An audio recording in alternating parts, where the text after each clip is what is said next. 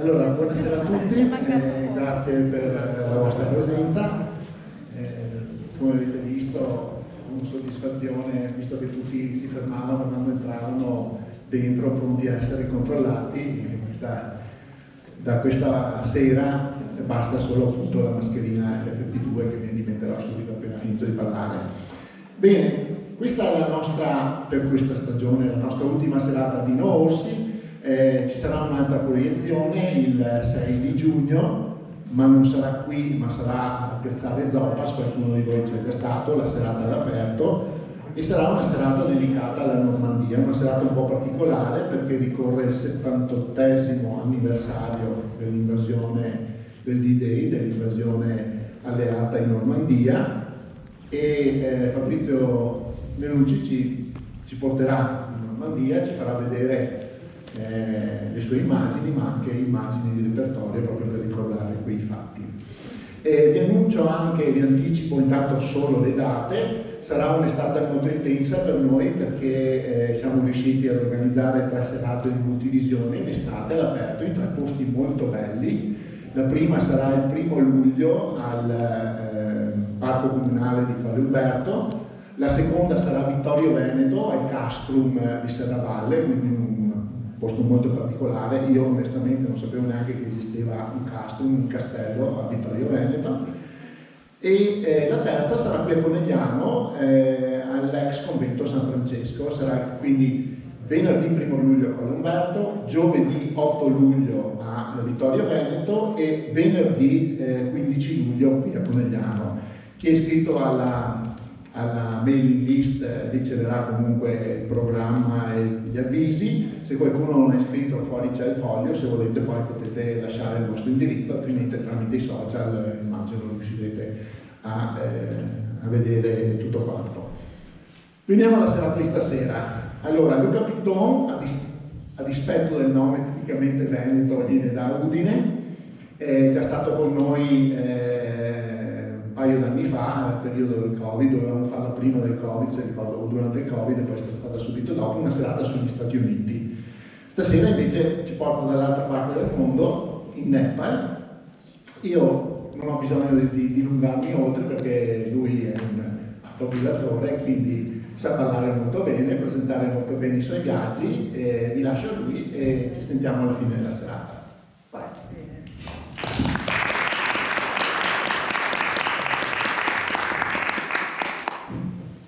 Scusate, prendo l'altro microfono perché questo ha una gittata.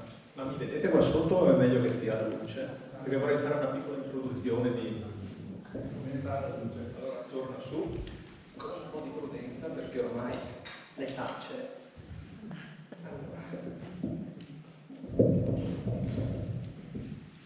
Allora.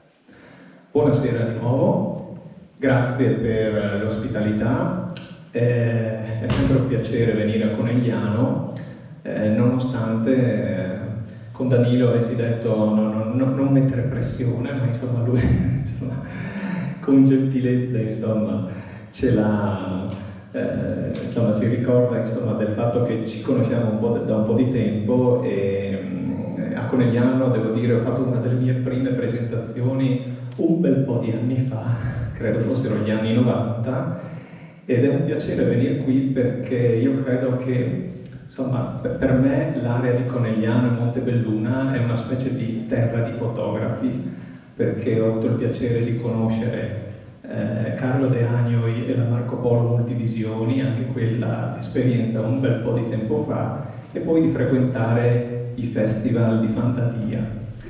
Quindi grazie della serata, e è una serata immagino per fotografi, perché questo è un circolo fotografico. Quanti siete fotografi qua dentro o appassionati di fotografia?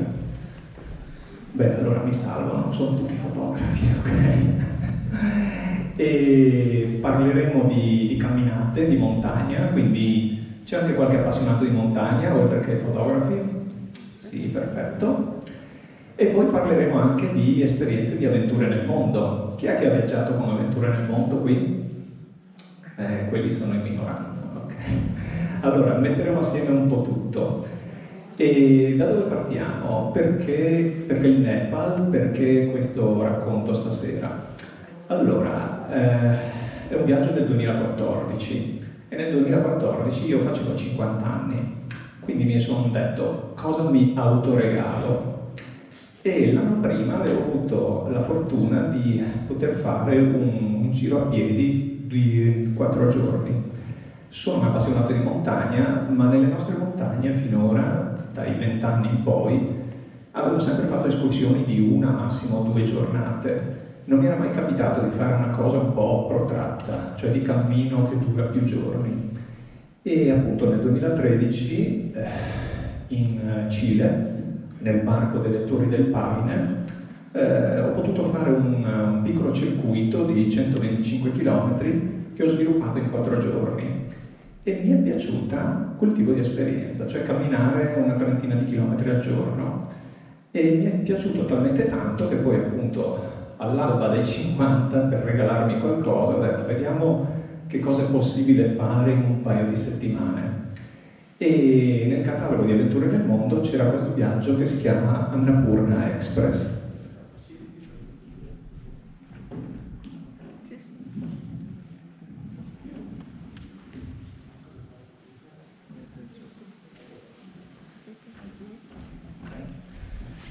Ecco, si chiama Express, ma in realtà non c'è niente di espresso, è solo una forma, diciamo così, più contenuta di un viaggio che normalmente si svolgerebbe in un periodo di 3 settimane.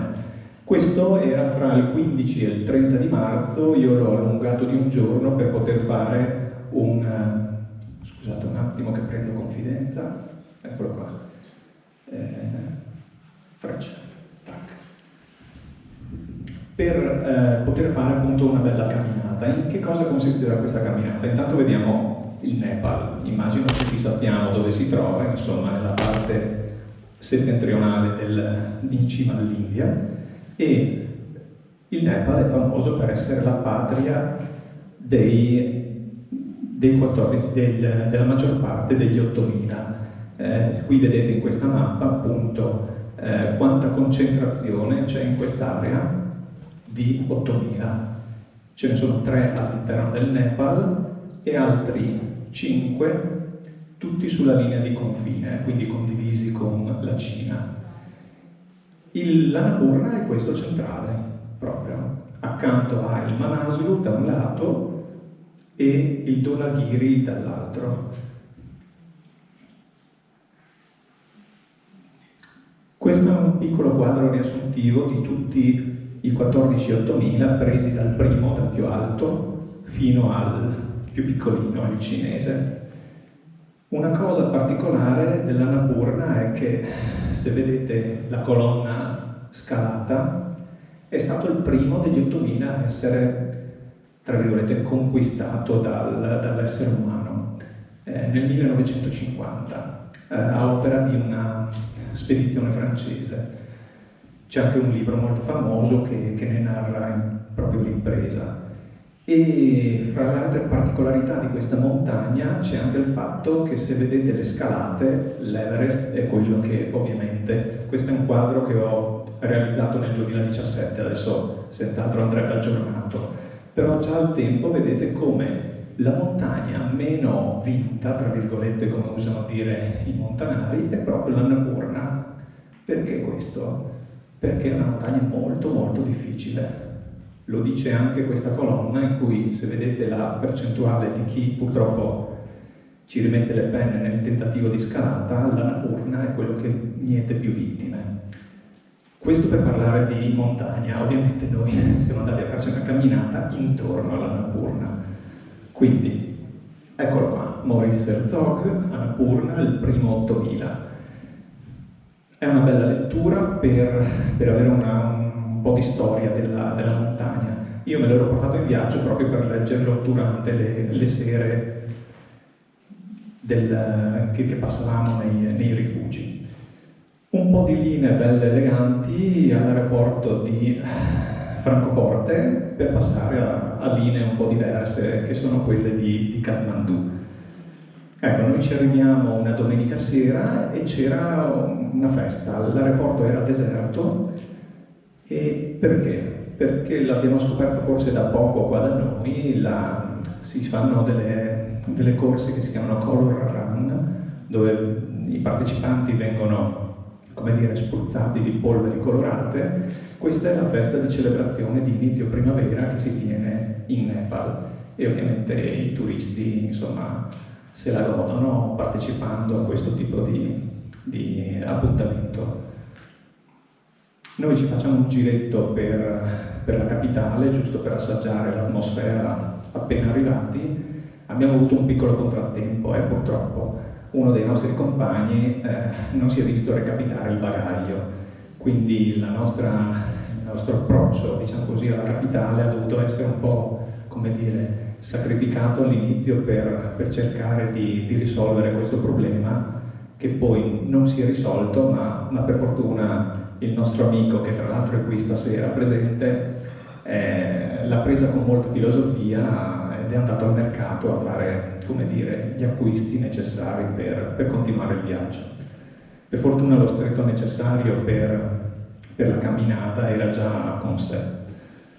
Ecco, qui siamo nella giornata che precede il nostro trasferimento all'inizio del trekking e ci facciamo un giro turistico per Kathmandu e le sue strade. Quindi quello che vediamo sono le normali scene di vita che appunto si possono percepire facendo 4 passi nel centro e poi esplorando veramente in maniera quasi da bighellone in giro per la capitale.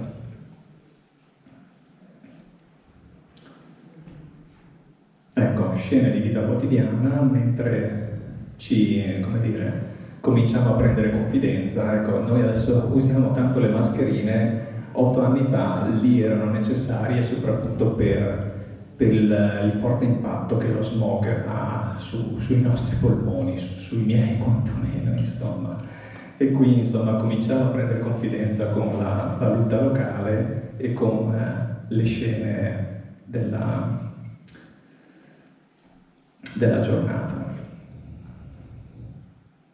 Questa era una scuola, mi ha colpito vedere i ragazzini pur in tenera età con contatto di cravatta, sia maschi che femmine.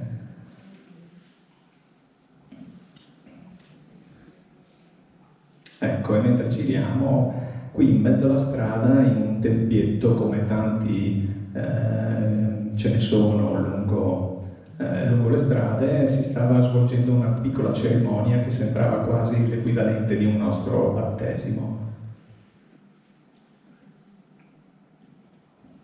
Ecco, per chi c'è stato in Nepal, uno delle attrattive più importanti della capitale è il tempio di Swambayunat o qualcosa del genere, perdonatemi la pronuncia, ma è una parola un po' impegnativa.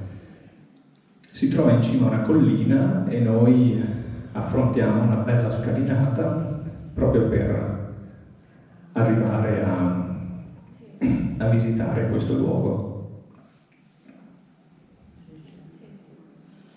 Ecco le classiche costruzioni, questi sono i gompa e naturalmente quelli che per noi una volta erano i gran pavesi, invece questi sono, magari chi c'è stato forse avrà più confidenza di me, perché per me questa è stata la prima esperienza in Nepal e scoprire che queste non erano bandierine ma tutte preghiere messe al vento proprio perché le preghiere possano elevarsi in cielo è stata diciamo così, un percorso di apprendimento, come i cilindri di preghiera che vanno fatti scorrere sul lato passandoci a destra. E quindi insomma continuiamo il nostro girovagare per questo è un tempio buddista. Il Dalai Lama lo vedete sotto in foto, ma non mancavano anche rappresentanti di religione induista. oltre ad altri, diciamo così, occupanti del tempio. Ecco, qua cominciamo a vedere i nostri. Allora, ne vedete 3 del gruppo, scusatemi un attimo.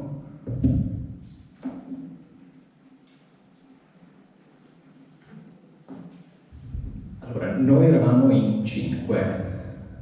Il viaggio doveva partire con 6 persone, ma la sesta purtroppo un attimo prima di partire ha patito un piccolo problema e quindi ci siamo ritrovati in 5, di cui 3 che partivano tutti e 3 da aeroporti diversi e 2 erano 2 amici baresi che erano già lì in zona perché si erano fatti 2 settimane di Thailandia e dopodiché dopo il mare volevano unire l'esperienza mari e monti e quindi dedicarsi al trekking. Durante le chiacchierate di approccio al viaggio ho chiesto loro, insomma, ma sapete cosa andate ad affrontare, insomma, perché parlare di montagna con 2 che arrivano dalla Puglia, diciamo così, potrebbe forse essere una verifica da fare. Però loro erano sereni, tranquilli, entusiasti e quindi, diciamo così, siamo partiti con tutti i buoni propositi.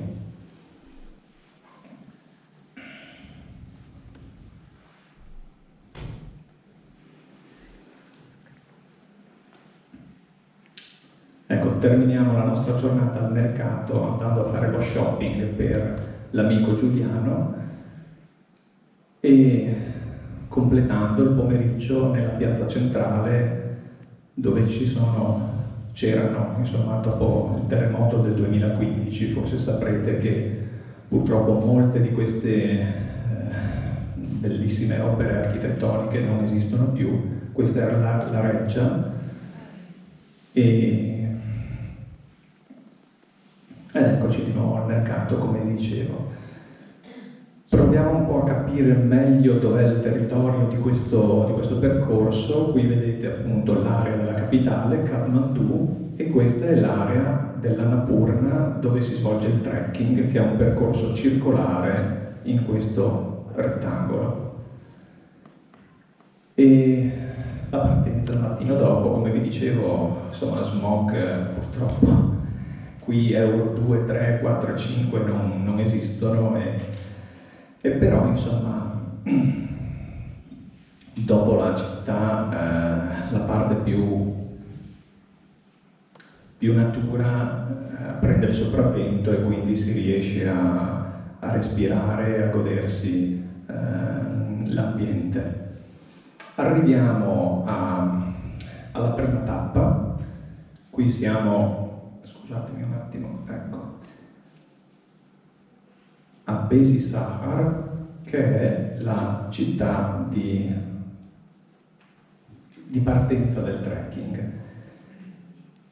Come noi, tanti altri turisti che scelgono questo tipo di percorso, sapete, in Nepal è la patria del trekking,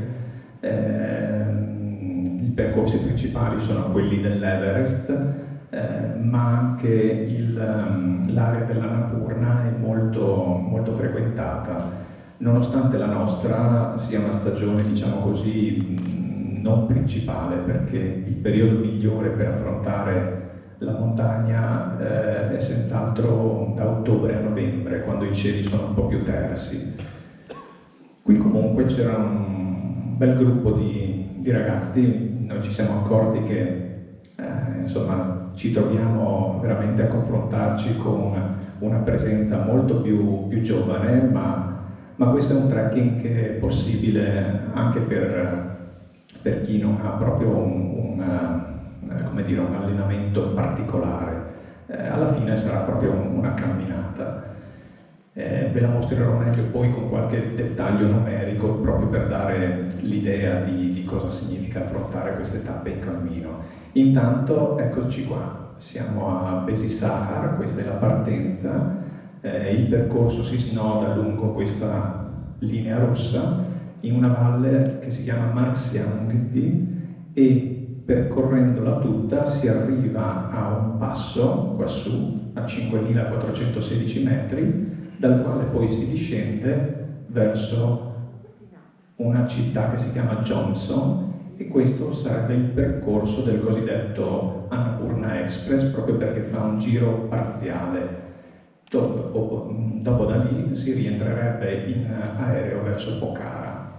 In realtà mi sembrava un po' limitante fare solo un pezzettino di percorso, anche perché se vedete questa linea di crinale delle cime, dove si leggono Annapurna 2, Annapurna 4, Annapurna 3, Gangapurna,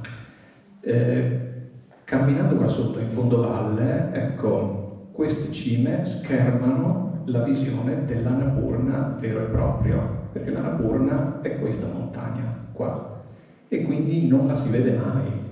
E studiando il percorso a casa mi ero reso conto di questa cosa e mi ero detto, insomma, vabbè che vediamo tutti i fratellini minori, insomma, no? Che non sono peraltro delle montagnette, perché sfiorano anche questi gli 8.000, siamo a 7.009, 7.007, però ecco, mi sarebbe piaciuto poter almeno dire di vederlo questo famoso Annapurna, e quindi il racconto di stasera si conclude qua. Però poi noi abbiamo continuato per 2 o 3 giorni scendendo questo percorso fino ad arrivare in questa zona da cui si poteva almeno ammirare la montagna. Chi va proprio ai piedi di essa di solito fa questo percorso in verde che va fino al campo base dell'Annapurna. Detto ciò, un po' di altimetria, giusto per far capire che la camminata è veramente una camminata, non è una scalata. Noi partiamo da circa 800 metri e arriviamo a un passo a 5004. C'è un po' di dislivello in effetti, ma ci si arriva in 9 giorni, quindi c'è tutto il tempo per fare il cosiddetto acclimatamento. E tutto questo percorso l'avevo preparato studiandolo a casa e calibrando proprio le tappe. Iniziamo ed eccoci qua in cammino.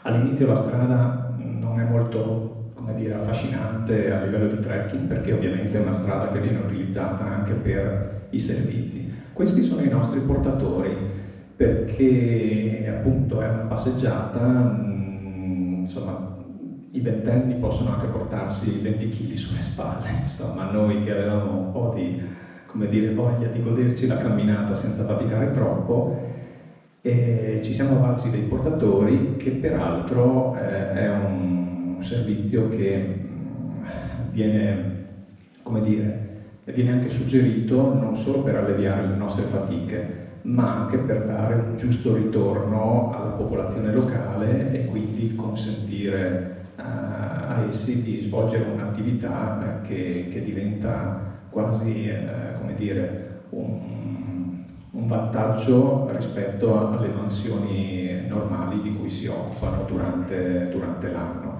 Quindi fare i portatori per i nepalesi è quasi fare un lavoro d'élite, cioè un lavoro che non comporta le stesse fatiche del quotidiano e in più produce migliore reddito. Ecco, lungo il percorso continueremo sempre a trovare fin quasi a 4.000 metri un continuo incontro con la gente del posto, perché fino a 4.000 metri si incontrano ogni pochi chilometri persone, situazioni di vita, quindi non è un percorso montanaro propriamente detto di solo spedizione camminatoria, ma proprio un incrociare quotidianamente il mondo rurale di questi territori.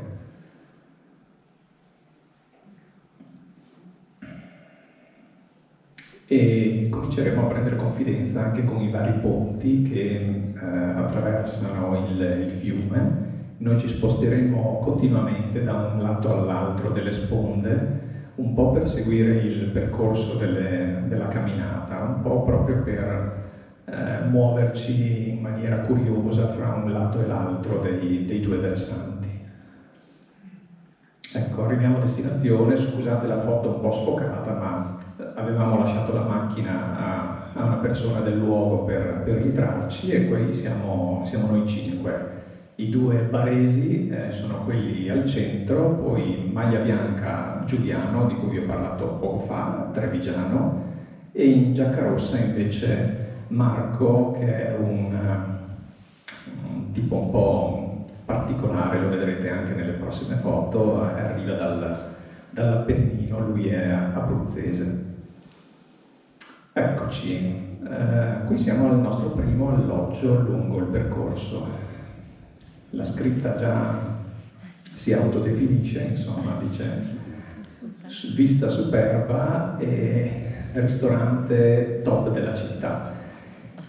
In realtà non è che sia il top come qualità, ma semplicemente perché era nel punto più alto della città. La vista però era decisamente carina il mattino dopo, ancorché distante, insomma, ma comunque si percepivano già le montagne. E proseguiamo in mezzo a campi coltivati e, come vi accennavo, insomma, facendo anche alle volte incroci con i nostri stessi portatori, che alle volte erano un po' più avanti a noi, un po' più dietro. Loro regolarmente si fermavano per riposare ogni tot, e quindi capitava che noi magari li superassimo o fossero loro ad attenderci. Questa è una scuola e qui il nostro amico barese regala una penna a un bimbo incontrato, e questa è la foto che avete visto anche nella locandina di questa serata.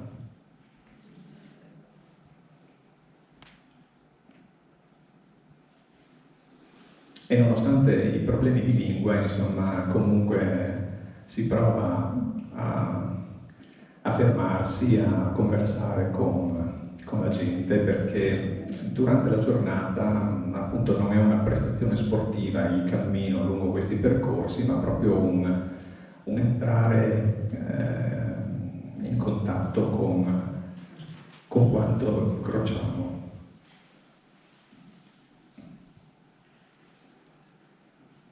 Ecco, siamo sul lato destro, ma ogni tanto, appunto, come vi dicevo, ci sono ponti che ci portano a destra e a sinistra ed è piacevole spostarsi solo per variare un po' il senso di marcia.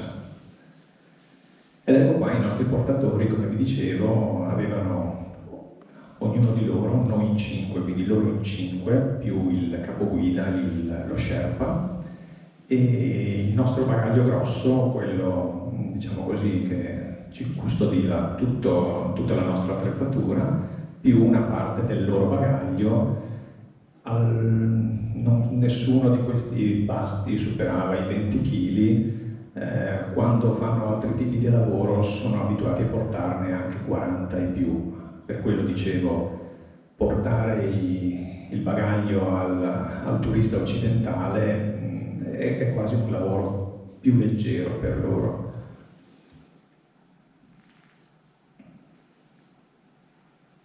Ecco, il percorso comincia a diventare un po' più interessante, con qualche spiovente, e come sempre, insomma, si attraversano proprio i villaggi. Il sentiero percorre proprio l'interno dei piccoli paesini.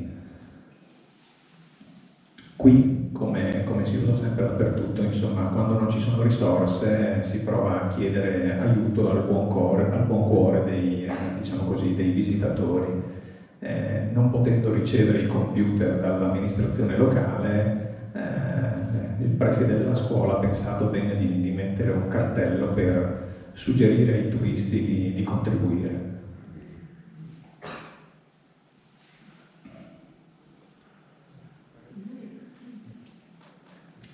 Ecco, i lodge, vedete, hanno un altro tipo di caratteristica rispetto alle abitazioni, perché ovviamente ormai sono anni che il turismo porta un po' di risorse e quindi i gestori riescono a reinvestire e a creare delle accommodation che siano anche di un un po' di qualità. Incrociamo altri turisti, questi sono 4 ragazzi israeliani, e proseguiamo lungo la nostra passeggiata che si sviluppa lungo tutto l'arco della giornata, ma con anche una pausa pranzo, perché così diamo la possibilità di rifiatare ai nostri portatori. Queste che vedete in primo piano, un piccolo aneddoto, sono delle ortiche giganti che sono veramente urticanti in maniera esponenziale. I primi giorni che faceva caldo, viaggiando in calzoncini corti, mi sono preso una strisciata e devo dire è durata 2 giorni la sensibilità da ortica.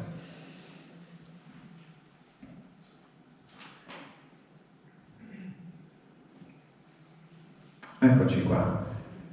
Questo ogni tanto c'è qualche cartello esplicativo e di solito non mi faccio tante foto e ritratto, ma questa mi piaceva perché in realtà io vivo di tabelle, insomma. Questa è la tabella che avevo preparato per il viaggio per essere dettagliato, preciso e poter, come dire, affrontare serenamente le varie tappe e quindi non farci prendere dallo sconforto per chilometri, dislivello o quant'altro. Ecco, se notate, insomma, i dislivelli più alti sono, ok, 1400 metri in questa tappa, ma che si sviluppa per 20 km e abbiamo portato a termine in maniera veramente passeggiatoria in 6 ore e mezzo. D'altro canto, insomma, quando non c'è null'altro da fare durante la giornata che non mettere una gamba davanti all'altra, insomma, viene anche facile e non troppo impegnativo sviluppare questi percorsi senza troppe fatiche. Un dettaglio, lo vedete in queste righe qua sotto, ecco, quando abbiamo cominciato a superare 3000 metri, ecco, per come dire, sviluppare il giusto acclimatamento, a fine tappa facevamo sempre un piccolo extra per guadagnare un ulteriore spicchio di quota, un altro piccolo dislivello, per poi appunto tornare a dormire più in basso e quindi come dire, abituare il corpo a una maggiore altezza precedente per poi beneficiarne nella notte. È una piccola tecnica che però serve appunto a mitigare l'effetto quota, altitudine, e devo dire che nessuno di noi ha mai sofferto di problemi dovuti all'alta quota, anche credo, insomma, in virtù di questo piccolo artificio. Proseguiamo, eccoci qua, e eccoci qua, arriviamo a destinazione. Questo è uno dei lodge di fine giornata e qualche scena interna, insomma, per così raccontarvi anche come erano le nostre tavolate. Qua siamo tutti assieme, quindi anche con i portatori e con il nostro Sherpa, che è questa persona qua in mezzo. Quindi eravamo in 11 come gruppo totale. Lasciamo questa località e proseguiamo il nostro cammino. A ranchi sparsi, incrociando qualcuno che prima di cominciare la giornata si fa anche la ginnastica propedeutica e ovviamente, insomma, al mattino con il sole basso ci si sposta da un versante completamente in ombra a un altro più soleggiato e alcune scene che si ripetono, appunto, i nostri portatori che ogni tanto si riposano. Qui invece sono 2 del gruppo che si fermano ad attendere i ritardatari, ma c'è da dire che, insomma, loro avevano un piede veloce che li portava avanti. Il giorno prima erano arrivati talmente in anticipo sulla tabella di marcia che appunto anche loro come portatori hanno deciso ogni tanto di fermarsi e di attenderci, proprio magari in prossimità dei bivi, cioè prima di decidere se proseguire su un lato oppure se passare sull'altro. Io parlo tanto, però se c'è qualcuno che vuole interrompere, domandare o altro e mi fa anche, come dire, respirare un attimo con qualche curiosità o con qualche interrogazione nel percorso, insomma, ben volentieri.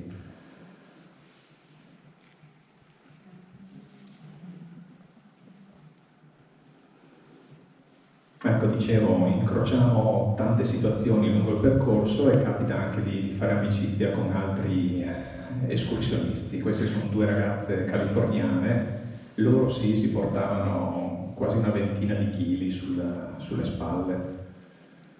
Ecco qua il nostro amico Giuliano. Oltre alle nostre mappe avevamo anche queste che incontravamo lungo il percorso, che ci aiutavano un po' a, come dire, a inquadrare anche i paesini dal punto di vista locale. Peraltro, insomma, sempre, vedete spesso bambini piccolissimi, perché ovviamente quelli un po' più grandicelli erano a scuola, in fin dei conti siamo a marzo e quindi è periodo scolastico in corso, e quasi in ogni villaggio c'erano dei posti di controllo dove i nostri permessi venivano esaminati, se ne occupava il nostro Sherpa, mentre noi facevamo una piccola pausa, e qui inquadriamo il nostro primo 8000. Questa montagna qua giù in fondo è il Manaslu. Eccola qua. Quindi la prima emozione, il primo contatto, almeno per me, di un 8000, perché Giuliano era già stato a vedersi l'Everest, ecco, per me è stata questa montagna. Dopodiché, finalmente, dopo un paio di giornate grigette, finalmente arriva il bel sole, il cielo terso, e ci godiamo i panorami in maniera un po' più luminosa. Periodicamente ci sono queste stazioni dove ci si può approvvigionare d'acqua, a meno di comprarla in bottiglia. Ecco, qui c'è la cosiddetta acqua purificata.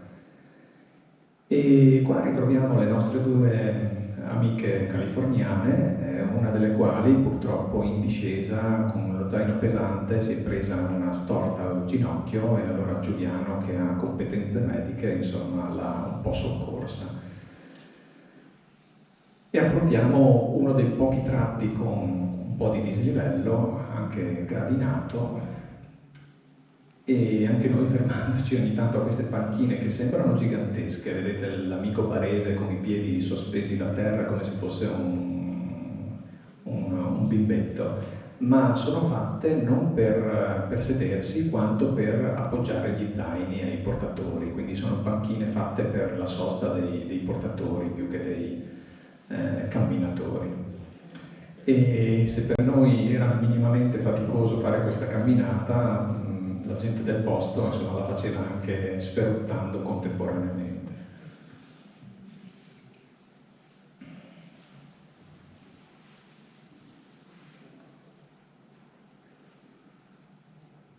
Ecco, è sempre un piacere camminare, soprattutto, vi dicevo, la mia scelta di questo viaggio è stata proprio perché ho provato il piacere che veniva dal camminare oltre le prime 2 o 3 giornate, però ci siamo accorti che qualcuno faceva anche, diciamo così, il furbo, approfittando diciamo così, dell'autostop, che evidentemente funziona anche su questi percorsi. Io non so, se uno non ha problemi di salute, però è un peccato interrompere la fluidità della camminata quotidiana con questo tipo di escamotage.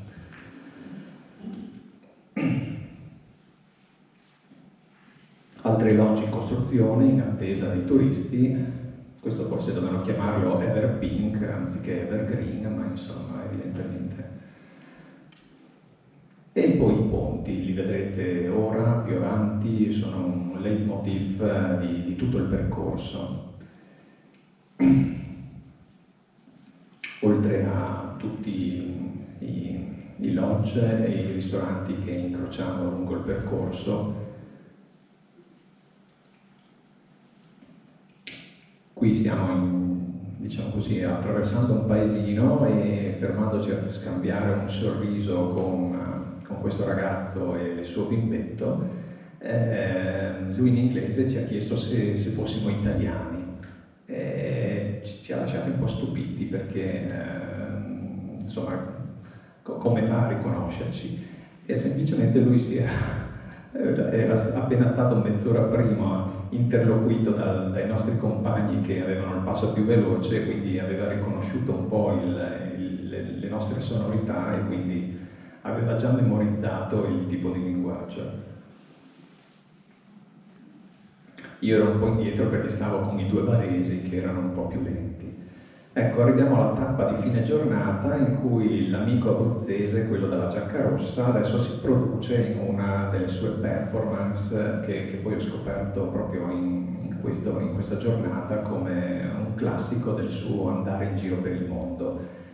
Dovete sapere che lui ha un negozietto di alimentari a San Benedetto dei Marsi, in Abruzzo, e però non disdegna il farsi 2 o 3 vacanze l'anno, quindi lui chiude bottega molto spesso, però come fa a giustificarsi con i clienti? Ecco, estrae diciamo così, la sua divisa e si fa fare queste foto in contesti magari un po' bizzarri, proprio per poi raccontare ai suoi clienti, insomma, dov'era, cosa ha fatto, chi ha incontrato.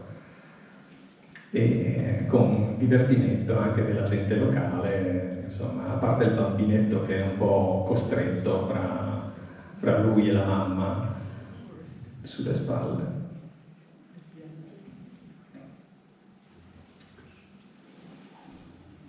Un po' di peperoncino per ravvivare le pietanze e queste sono le cucine locali. Qui vedete un paio di tronchi a nutrire il fuoco, ma in realtà tutte le cucine dei percorsi di trekking vengono nutrite a cherosene, perché purtroppo si è sviluppata una notevole deforestazione a fronte del flusso turistico e quindi le autorità hanno suggerito, imposto, insomma raccomandato che venga usato questo tipo di combustibile per cucinare, il che non è molto salubre dal punto di vista dei profumi che alle volte dalla cucina si sprigionano verso la sala da pranzo, però bisogna fare i conti anche con questi tipi di riflessi che purtroppo, diciamo così, il mutare delle abitudini comporta. Come sempre a fine giornata ci facciamo qualche giro esplorativo per il paese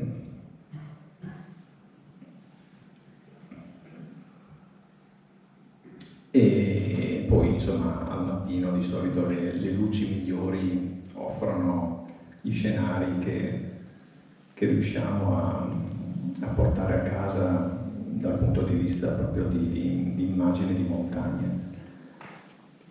Ripartiamo, come sempre al mattino noi affidiamo il bagaglio grosso ai portatori e terminata colazione ci mettiamo in marcia anche noi. Qui siamo in un punto di passaggio un po' particolare perché da qui, come vedete questo cartello qua sotto, si diparte un trekking che si chiama Percorso Nar e Pu, per i 2 villaggi che lo contraddistinguono. È un'area protetta, servono dei permessi speciali per poterla visitare ed è una specie di deviazione che poi comunque si ricongiunge con la meta di metà percorso. Queste sono le classiche porte di ingresso alle varie cittadine e noi ci arriviamo in una giornata in cui sembra ci fosse una specie di, come dire, attività comune di pulizia. Naturalmente la pulizia della plastica in questi casi passa per, diciamo così, un lavoro di bruciatura che purtroppo non è che sia il più salubre, ma evidentemente per loro è la maniera migliore per smaltire questo tipo di materiale di rigiunta. E tutta la popolazione della cittadina era coinvolta in queste pulizie.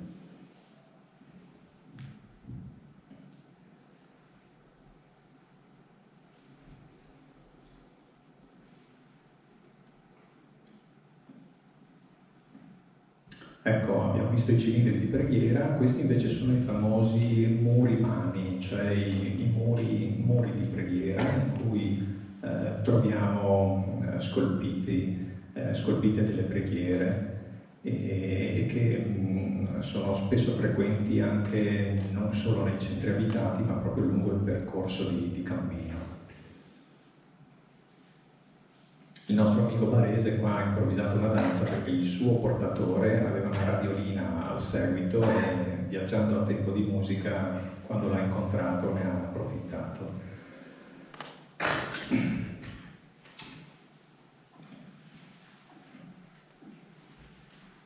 Il percorso è tutto molto semplice, come vi dicevo, niente di tecnico, è proprio una passeggiata e ogni tanto permette anche di volgere lo sguardo sulle cime innevate. Più innevate verso il lato sinistro, che è appunto quello delle cime degli Annapurna, un po' più secco sulla parte destra.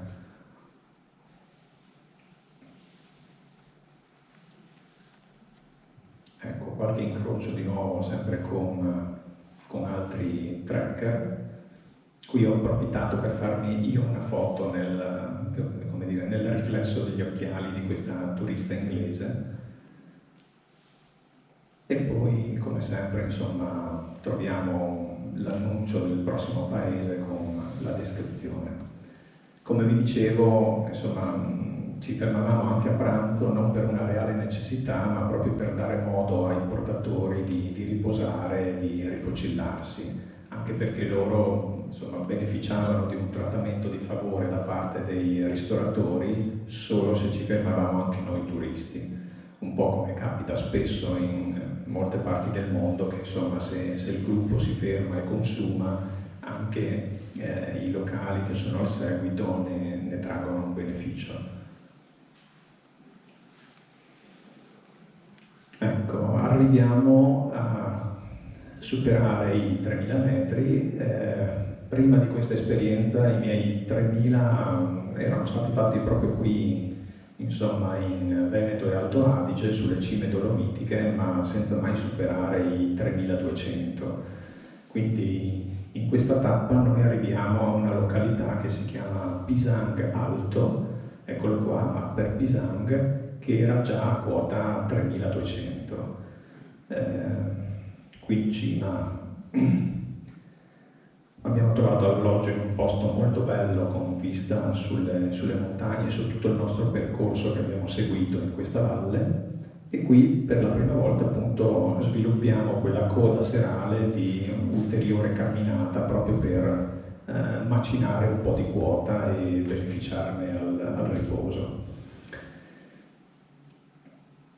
Sì, si potrebbe quasi dire che le giornate sono sempre abbastanza simili, insomma, no? Quindi abbastanza regolari, metodiche, però insomma, il camminare dopo i primi giorni diventa quasi una necessità, oltre che un piacere, che si sviluppa veramente insomma, si parte al mattino con la serenità di godersi la giornata e il relax di affrontare una cosa senza preoccupazioni, in maniera molto, molto sciolta, molto godibile.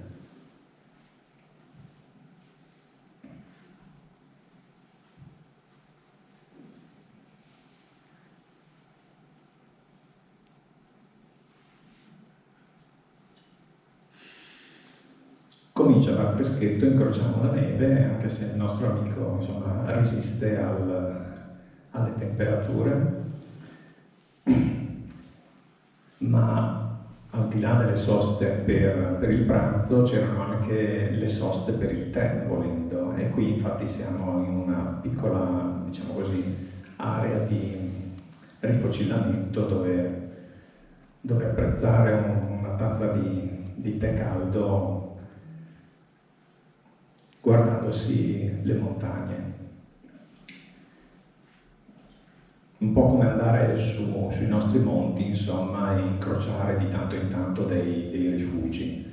Quindi oltre a esserci, insomma, la sosta per noi è un modo proprio per ritrovarsi assieme anche agli altri camminatori. Per quello poi questo tipo di esperienza ti porta quasi a condividere il viaggio con tante altre persone, perché grosso modo tutti sviluppano lo stesso percorso e presto o tardi ci si reincrocia sempre. Ecco, noi proseguiremo lungo questa vallata e sulla sinistra, coperta dalle bandiere, ma lo vedremo meglio più tardi, ci sono proprio le prime cime dei fratelli minori dell'Annapurna.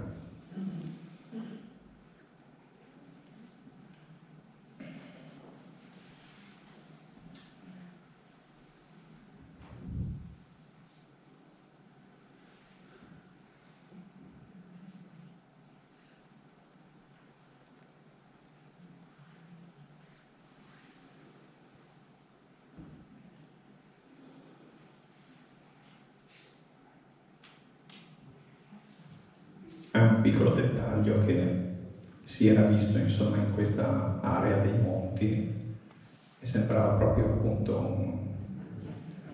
un ritratto, un viso.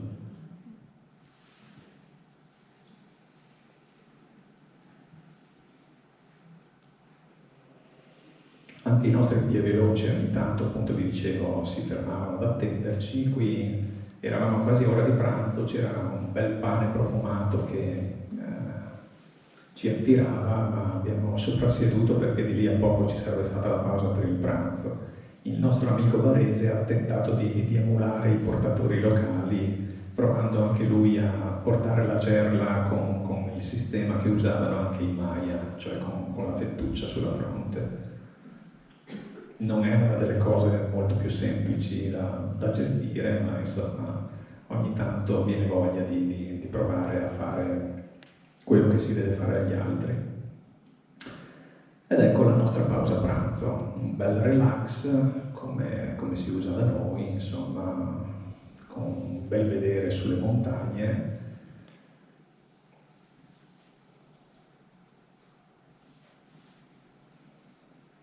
Non siamo gli unici a rilassarsi, ecco, e anche a goderci un pasto, cioè gli spaghetti non sono magari la cosa che si cerca normalmente in questo tipo di situazioni, ma quando si mangiano quotidianamente le pietanze locali, ogni tanto se viene offerta l'occasione si prova a ritornare ai nostri gusti più tradizionali.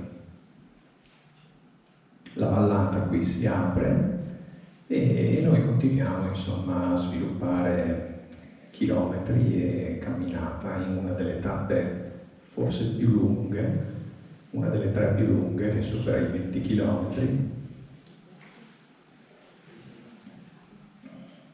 Oltre alle montagne sul lato c'è una parte un po' più desertica, appunto vi dicevo sul lato più a destra della vallata.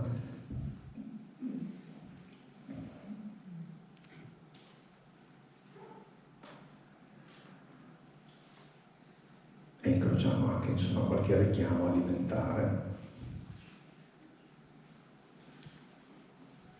Carne di yak e formaggio di yak, che sarà una cosa che proveremo ad assaggiare proprio nella serata di arrivo in città.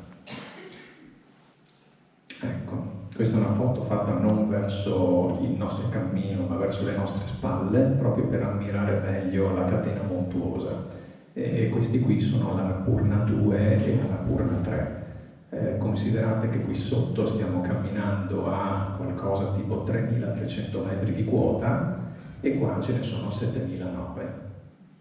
Quindi questo pezzo di montagna sono oltre 4.000 metri.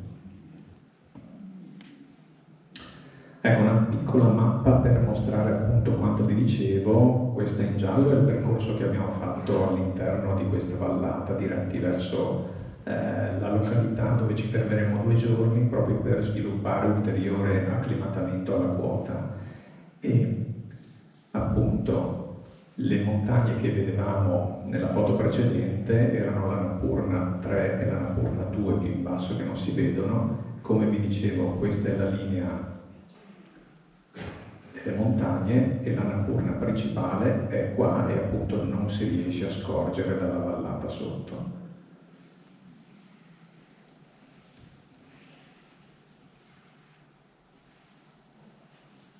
Siamo quasi arrivati a fine giornata.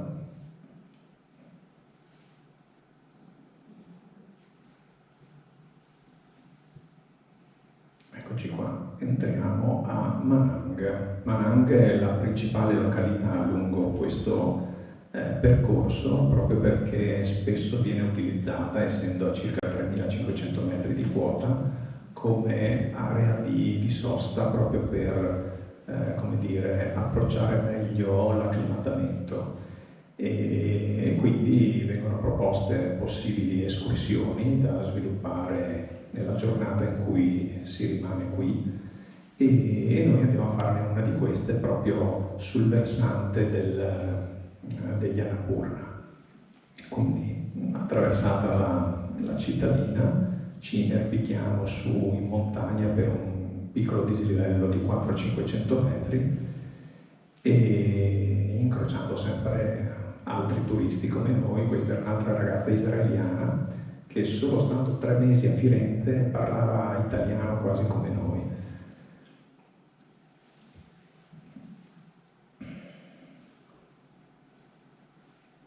Ecco, panorami di montagna, insomma, so che non rendono tanto nel racconto o nelle foto, bisogna esserci per goderseli, come sempre capita, insomma, nelle situazioni delle camminate in montagna.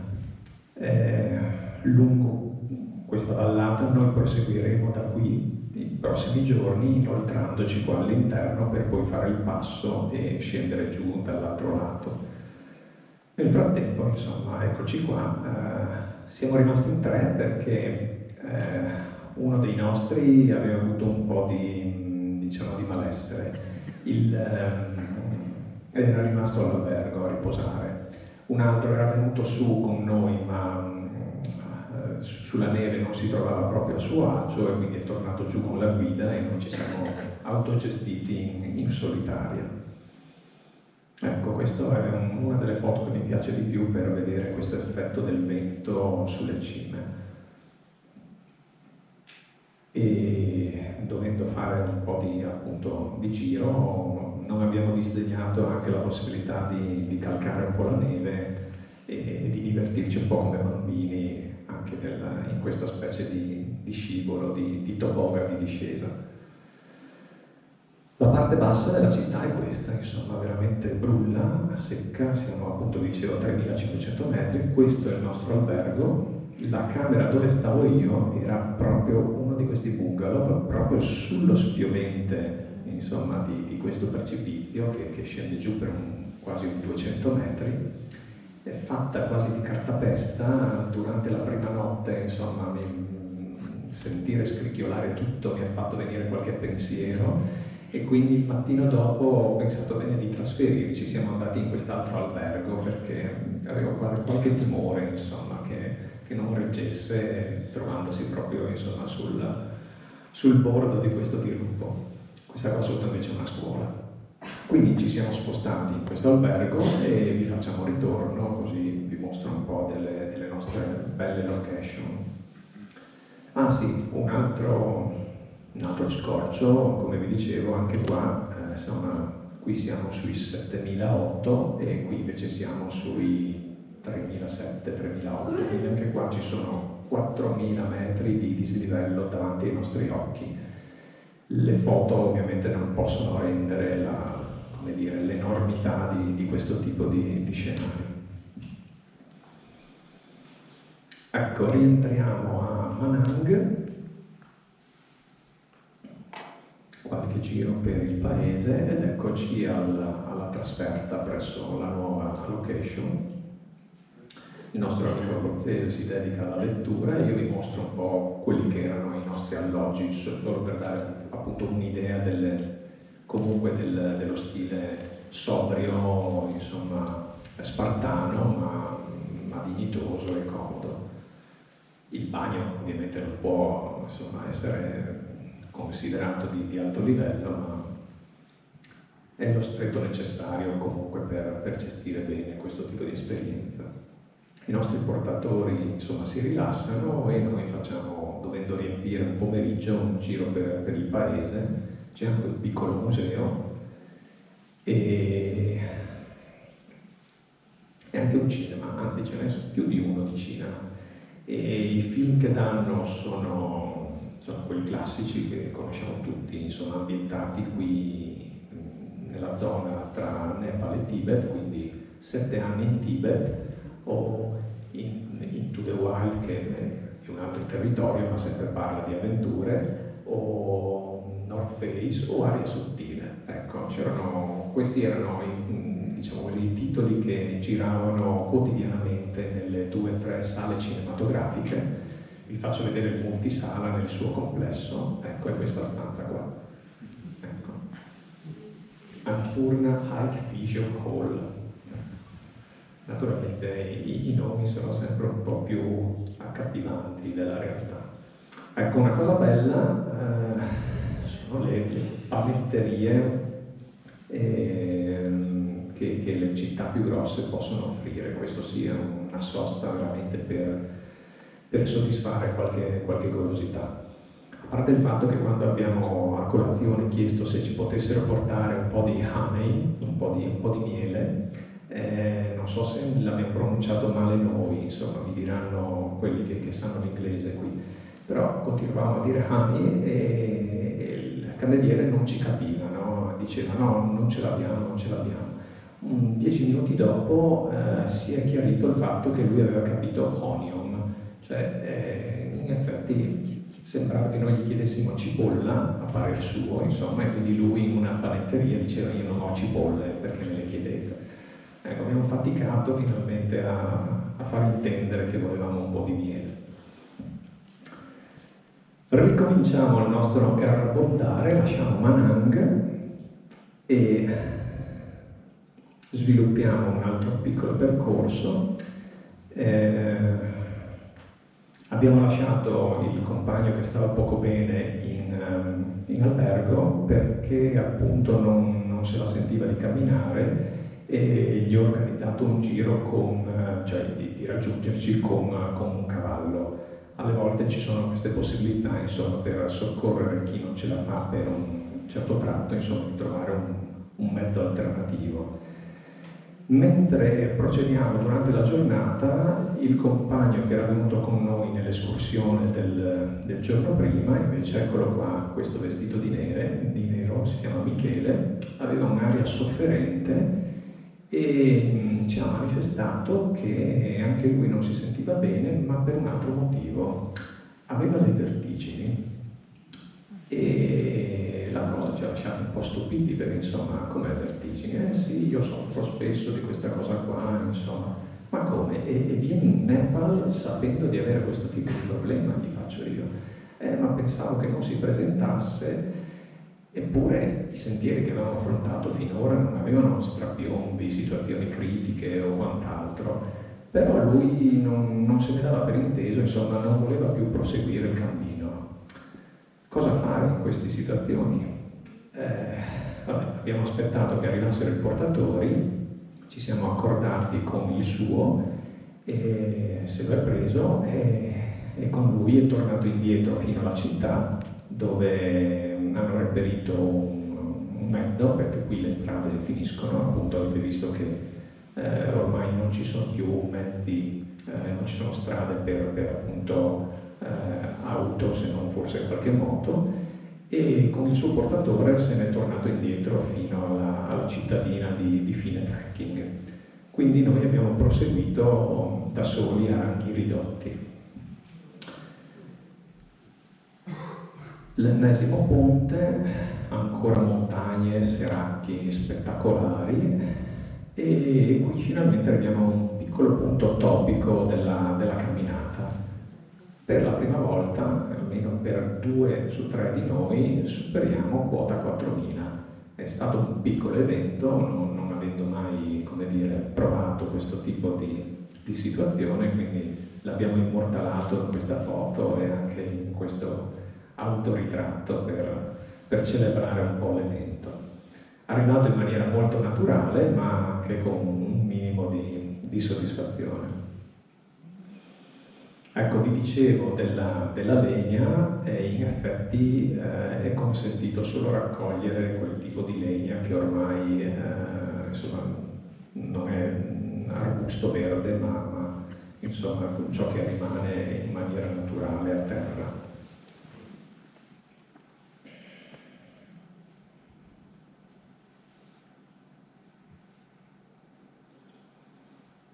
Ecco, noi proseguiamo fino alla penultima, diciamo così, località di avvicinamento al passo, ed ecco qua il nostro, diciamo così, infermo, che con un cavallino gracile ma sufficiente lo ha portato a destinazione. E dopo la pausa pranzo continuiamo per arrivare fino appunto a questa località che si chiama Pascoli degli Iac. Facciamo la nostra consueta camminata di come dire, defatigamento e acclimatamento di fine giornata, e con la classica pausa tè. Le serate erano situazioni sempre molto tranquille, perché più di tanto in questi locali insomma non c'erano attività da svolgere, quindi una volta terminata la cena veramente si finiva in sacco a pelo, chi come me a leggersi un libro e altri subito a nanna. Quindi le giornate verso le 9 di sera erano già concluse e non era una fatica insomma alzarsi poi alle 6, 6 e mezza del mattino per riprendere il cammino. Eccoci qua, stiamo guadagnando quota, qui spariscono i centri abitati, non ci sono più villaggi, ma solo sentiero, la vallata diventa un po' più selvaggia, ritroviamo la nostra amica israeliana ex fiorentina, e noi proseguiamo insomma in questo scenario spettacolare che adesso attraversa tutta questa morena e prosegue verso l'ultima tappa in quota. Questo è un lodge, quindi solo un posto di sosta per i turisti. Vedete che marzo non c'è molta gente, qui siamo a forse verso le 11 del mattino. Le sale che forse saranno ben più piene durante il mese di ottobre-novembre, e notate questa cosa curiosa delle panche che sono chiuse attorno al tavolo, perché all'interno del tavolo quando fa freddo vengono disposti dei bracieri e quindi la seduta tiene catturato il calore sotto il tavolo di modo che ci si possa scaldare le gambe. Ecco, questi siamo noi e incrociamo anche qualche turista in foggia più spartana di noi. E cominciamo la salita verso il campo più alto. I nostri portatori, gli scenari con insomma, delle linee veramente molto belle, affascinanti di montagna innevata, e qualche incontro nuovo. Ecco, questo è un po' degno di nota, vi faccio così, come dire, osservare le calzature ipertecniche che aveva questo signore, che credo veleggiasse tranquillamente oltre i 70. Insomma, qui siamo a circa 4.500-4.600 metri di quota e lui affrontava la morena con dei Crocs, i sandali di gomma, li conoscete forse? Ecco, arriviamo al nostro rifugio, siamo a quota 4.008, praticamente sull'altezza del Monte Bianco. Io non mi stanco di riproporre queste foto con queste linee così trasversali, perché mi affascinava questa triangolarità proprio dello scenario. Questa è una foto che ho preso da un tabellone, giusto per rappresentare il posto dove eravamo, perché è più bello così che non, diciamo così, come l'ho visto io. E in questa, che è la sala da pranzo, tutta vetrata su 3 lati, ecco, ci siamo ritrovati prima noi con i nostri portatori e poi piano piano ha cominciato ad arrivare altra gente, altri turisti, e nell'attesa del pranzo, insomma, io d'abitudine tengo il diario di viaggio e anche il signore con le Crocs. Ecco. Abbiamo provato a scambiare qualche parola perché lui e il nipote si sono messi a giocare a scacchi, al che io gli ho chiesto da dove arrivassero, no? E allora lui ha alzato un braccio e in maniera stentorea ha detto Leningrad, Soviet Union. Quindi lui si considerava ancora sovietico, insomma, più che russo.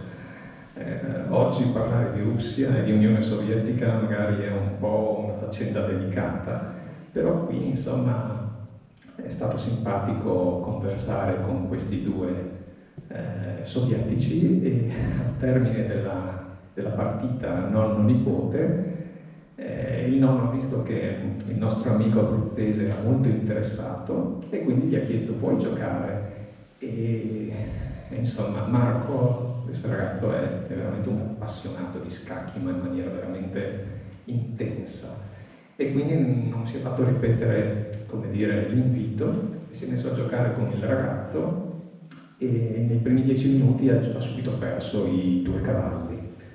Ecco, non so come siano le statistiche delle competizioni scacchistiche fra Russia e Italia, però quel giorno abbiamo vinto noi.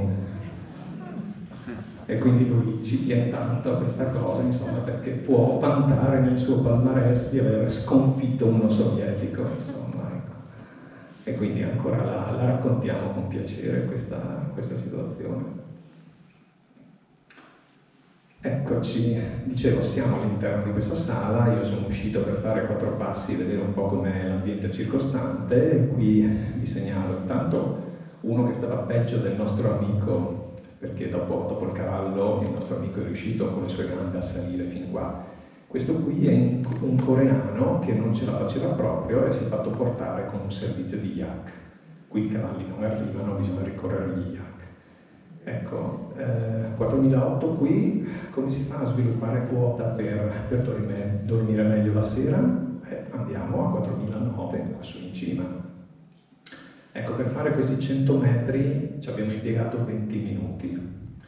Per chi va in montagna forse capisce, insomma, un po' cosa significa, perché d'abitudine, insomma, 100 metri si fanno in un tempo un po' più contenuto, ecco, alle nostre quote.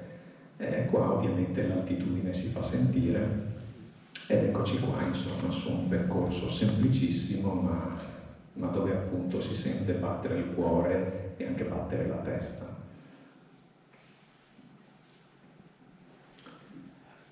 Mattino dopo, questa è una delle tappe più importanti perché è quella dove valicheremo il passo e ritroviamo alla colazione le californiane che nel frattempo si erano ristabilite, avevano dormito al rifugio sotto, quindi si erano alzate prestissimo nella notte per fare la salita e qui si erano solo fermate a fare un po' di colazione. Ritroviamo anche questi amici australiani, Danilo che arriva da quelle parti sa che le Mies per gli australiani sono un dettaglio, quindi alpinismo no, insomma ci si veste come si vuole.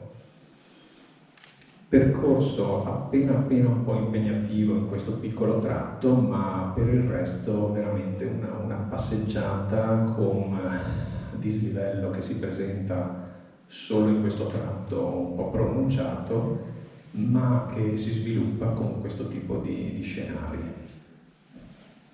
Panorama, non devo sottolinearvelo, ecco, certo la fatica si sente e per guadagnare gli ultimi 600 metri di quota che da 4008 ci porteranno a 5004, ecco, io l'ho fatta in 3 ore, quindi solo 200 metri all'ora. Giuliano è stato il nostro top performer, l'ha fatta in 2 ore e mezzo.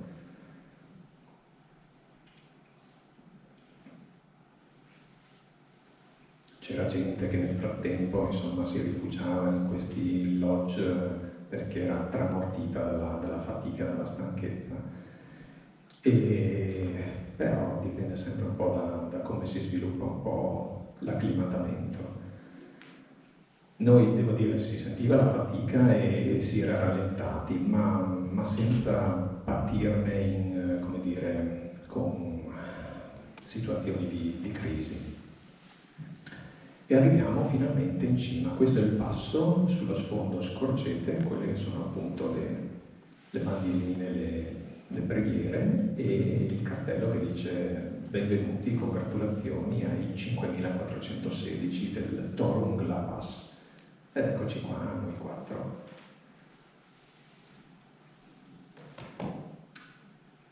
Questo è il risultato, un tè, perché addirittura sul passo c'era questa casa di sosta dove assaggiare un buon tè al ginger, e il coreano di ieri che comunque, pur di fare il passo e magari raccontare di avercela fatta, anche se in realtà l'hanno trasportato costantemente, infatti dopo il passo, nonostante fosse discesa, è stramazzato il suolo e noi gli siamo passati accanto come dire, insomma, prepararsi un po' meglio, no? Scendiamo e ci avviamo alla conclusione, insomma, di questa lunga camminata con una discesa che si svilupperà per 1600 metri ininterrotti, buona parte sulla neve, incrociando anche qua varie umanità.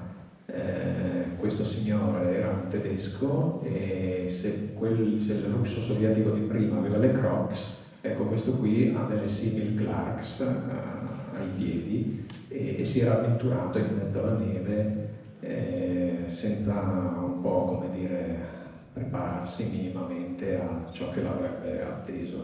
Per fortuna il nostro Giuliano, insomma, dopo averlo squadrato gli ha tenuto un piccolo discorso e gli ha suggerito di tornare indietro, perché sennò questo qui senz'altro, insomma, sarebbe rimasto da qualche parte in fradicio, ghiacciato e con senz'altro qualche rischio. Noi scendiamo giù, se vedete questa piccola scia, ecco, i nostri portatori sono passati di qua e i bagagli li hanno fatti scendere come se fosse un bob lungo una pista. Ecco, anche il nostro atleta più atletico si riposa ogni tanto e noi arriviamo fino al primo abitato dopo un 1200-1300 metri di continua discesa, diretti a Muktinat, che è una località importante dal punto di vista religioso, perché è un crocevia di varie religioni. Eccoci qua. Benvenuti a Muktinat. Come vi dicevo, non è un periodo di grande afflusso turistico e camminatorio, un piccolo souvenir per ricordarci la nostra impresa, e un po' di relax con un pranzo, questa volta sì, agognato e utile per smaltire un po' le fatiche e le tossine della discesa, che alle volte sono un po' più, come dire, forti della salita. E dopo un pranzo affidiamo il nostro compagno, che per un paio di giorni era stato poco bene, a un mezzo di trasporto un po' più comodo, e noi invece abbiamo completato gli ultimi 10 chilometri che ci mancavano a concludere la giornata con un'ulteriore passeggiata che sia ancora in discesa, ma che ci è servita un po' quasi a oliare di nuovo le gambe e a tornare più efficienti. Vedete che il paesaggio è completamente cambiato, questa è presa verso le spalle, noi siamo discesi da quassù. Ecco, abbiamo fatto questo percorso, adesso stiamo avanzando, eccoci qua. E come vi dicevo, il paesaggio è radicalmente cambiato, non i nomi simpatici degli alberghi, perché qua vedete questo che ha l'altisonante nome di Hotel Plaza, questo invece che ha quasi, come dire, pudore a darsi un nome, infatti non l'ha ancora scelto. Vi dicevo, siamo in una zona un po' più secca e lo si vede proprio da queste immagini. Qui siamo quasi all'imbocco della vallata che porta verso la regione del Mustang, quella lingua di Nepal che va verso il Tibet. Scusate, non so perché fa questo effetto. Portate pazienza, non so perché non si niente da fare, scusatemi. Ed eccoci arrivati a Kagbeni, che è la località che dovrebbe chiudere il nostro viaggio cosiddetto express. È una località che appunto raccoglie le acque del Kali Gandaki, che scende appunto dalla vallata del Mustang e poi prosegue in questa direzione. Quindi la vedete molto più verde rispetto a tutto il territorio circostante grazie a questo beneficio.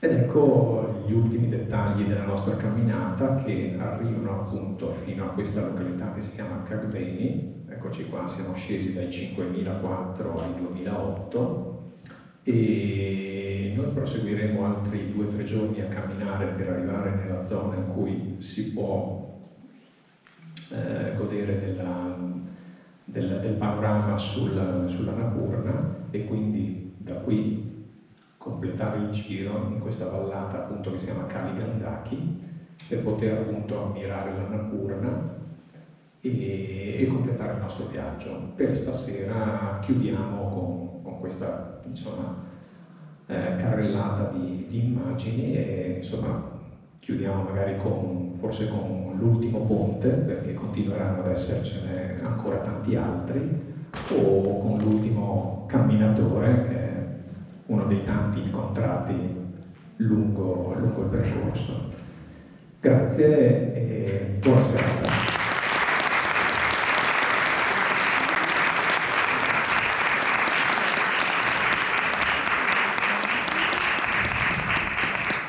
Grazie a Luca per questa serata.